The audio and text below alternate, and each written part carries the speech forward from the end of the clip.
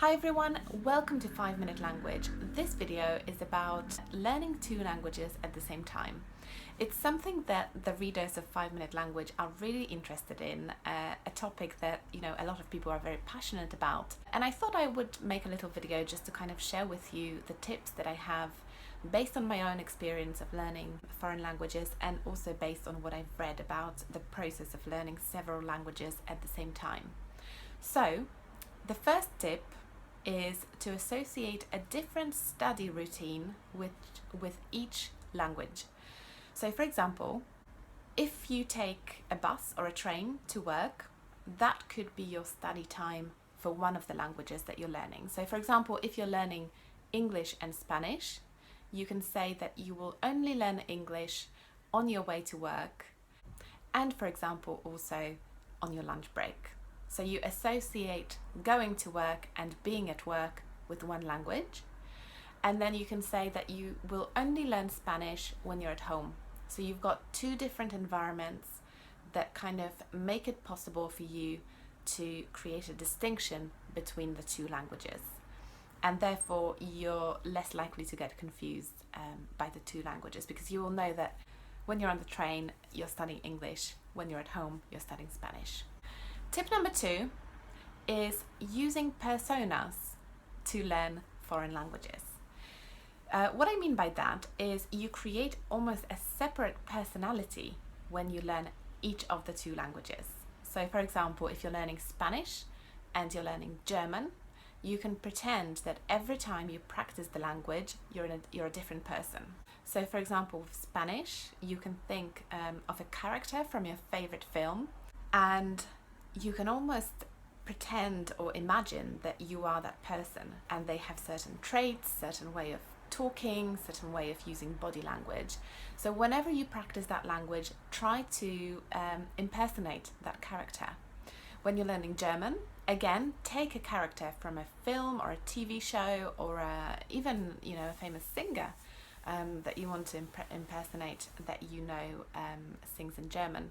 And that will help you create a distinction again, because you're almost stepping into the shoes of different people whenever you learn each of the languages. Number 3 is choose languages with different levels of proficiency.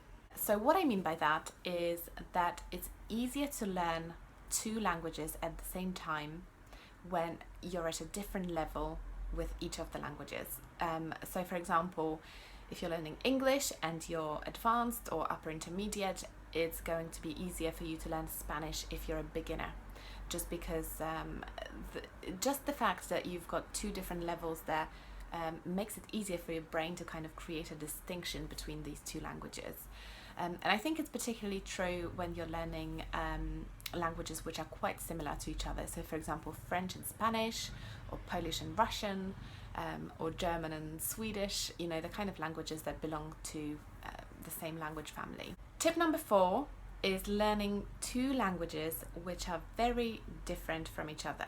At the moment, for example, I am focusing on Japanese, which is very different to any other language that I can speak, which makes it so much easier to learn because I'm not confusing Japanese with any other language, and I can very easily make a distinction between these two languages. So tip number 5 is about learning two languages which are similar to each other. I'm not saying that you should do tip 4 and 5 at the same time. You should probably choose either 4 or 5 depending on your learning style and how you like to learn languages. But number 5 is basically about choosing languages that share a lot of their vocabulary. So for example, French and Spanish share a lot of kind of basic vocabulary. You can learn words in one language and you can then learn vocabulary based on that because of the similarities between the two languages.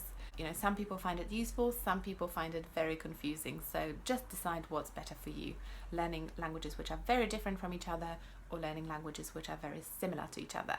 And my final tip is about scheduling your learning. So obviously learning one language, especially if you're working full-time or if you're studying or if you haven't got very much free time, is a challenge, but it's possible, it's doable, and it all comes down to organization, time management and planning.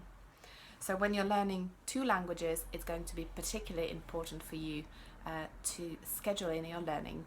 So you can do things like scheduling your first language for 1 week, and then the following week doing the second language, then the third week going back to the first language, and so on and so on. Or you can have days during the week which are devoted to a specific language. So for example, learn French during the week and then move on to German at the weekends. And try not to learn both languages on the same day, because that can get your brain a little bit confused. It's always good to go to sleep, get up and have a fresh start and focus on another language. So I hope you've enjoyed these tips, and let me know if you are learning two languages at the same time. I would be really interested in hearing your tips. So I will see you soon. Bye!